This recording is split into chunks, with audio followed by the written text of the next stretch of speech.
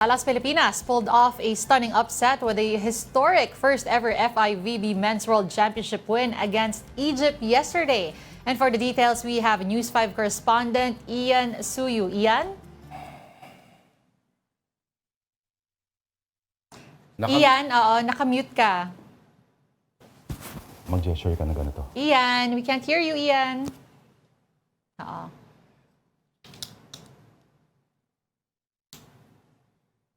Check. Yan. Can you hear me, guys? Yes. Okay, go Ian. All right. And Lord, Denise, everyone's up on their feet na nga matapos yung historic victory ng Alas Pilipinas kagabi kontra yan sa Egypt. Dito nga sa Day 4 or Day 5 ng FIVB Men's Volleyball World Championship sa MOA Arena. Kahapon nga, with our backs against the wall, kailangan talaga nating manalo kontra sa Egypt, which is ranked number 21 entering this prestigious tournament. At kahapon, good start ang pinakita ng ating mga pambato sa paunguna yan ni Brian Bagunas pati na rin ni Leo Ordiales. Bagamat nakatabla nga ang Egypt pagdating ng second set, nakabawi naman ng dalawang magkasunod na set ang Alas tungo nga sa game-winning block naman ni Mark Espejo. Brian Bagunas led the way for the team with 25 big points, samantalang si Ordiales naman nag-ambag ng 21 points para segundahan ang effort ng kanilang koponan.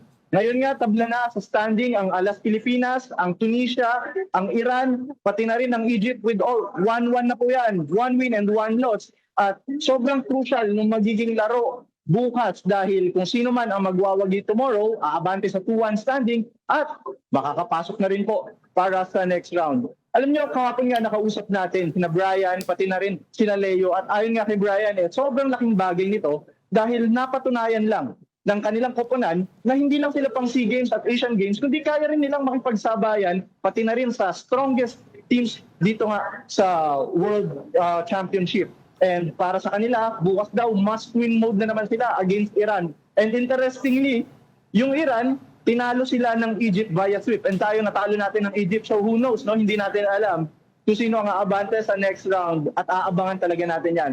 Speaking of next round, may ilang mga teams na rin ang qualified na to enter yung susunod na round natin. Kabilang na dyan, syempre, ang world number 6 USA, pati na rin yung world number 1 Poland, Italy, pati ang Canada at ang Turkey. Sa ngayon naman dito, ongoing yung laban sa pagitan ng Chile at ng Bulgaria kung saan lamang po ang Bulgaria, 2 sets to none. Matindi ha. Uy, Ian, sino yung nagpa-picture ka na volleyball player? At malupit ba talaga yon? Oo.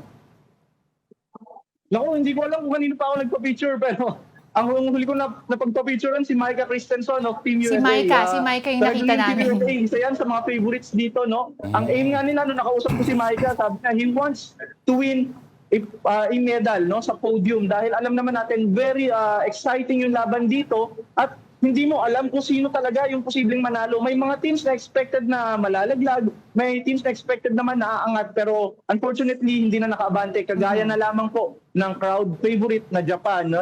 Natalo sila ng 30 and ng isa pa nilang nakalaban nung nakaraan, which is yung team na Canada. So 0-2 sila and wala na po silang chance na pumasok sa next round. So parang exciting kasi hindi mo alam. May mga favored pero hindi expected. Yes. Oo, mas exciting siya. Yung sa Japan pa naman, inaabangan ko yun. Yung mataas tumalon yun eh. Malahat sila doon, mataas tumalon. Mataas ba? Oo, sila Ishikawa. Baka akala nila, kasing lalaki ng basketball players to mga to, ha?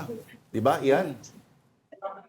Actually, akala nung iba, sinlalaki nga ng basketball players, pero yung iba dito sobrang tatangkad, no? Tapos, meron nga yung player ng Egypt kahapon, I think 7-footer siya, si Hamada. Talaga? Pag tumatalon siya, actually hindi niya na kailangan tumalon para lumampas yung kamay niya doon sa net. Ganun siya kataas, no? Malupit. Pero fortunately, no, nakagawa ng paraan sila Ordiales at Bagunas para malusutan nga yung mga blocks na ginagawa nitong Egypt's defense. Alright. Alright, thank you very much. Again, that was News 5 correspondent Ian Suyu. Yung battle cry kahapon ng Alas Pilipinas, heart over height. Dahil nga ang lalaki nung kalaban nila. Heart over height. Oo. Number 89 ng Alas, number 21 ng Egypt, pero tinalo natin kahapon.